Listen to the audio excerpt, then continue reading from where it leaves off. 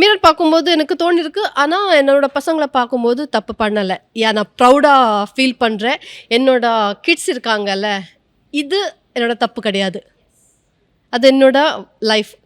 But இன்னொரு லைஃப்குள்ள நம்ம போகும்பொழுது எவ்வளோ ஜாக்கிரதையா இருக்கணும், எவ்வளோ யோசிக்கணும், எவ்வளோ அதுக்காக வந்து நம்ம திங்க் பண்ணி நம்ம வந்து டிசிஷன் எடுக்கணும். பட் அதுவுமே நமக்கு தப்பா போகுது.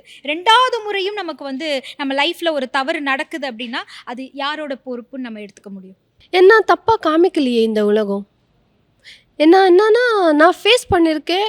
எந்த பொண்ணு இப்போ ஒரு லைஃப்ல ஹஸ்பண்ட் அவங்களுக்கு டார்ச்சர் பண்ணிட்டு இருக்காங்கன்னா, எல்லாம் அட்ஜஸ்ட் பண்ணிட்டு போறாங்க.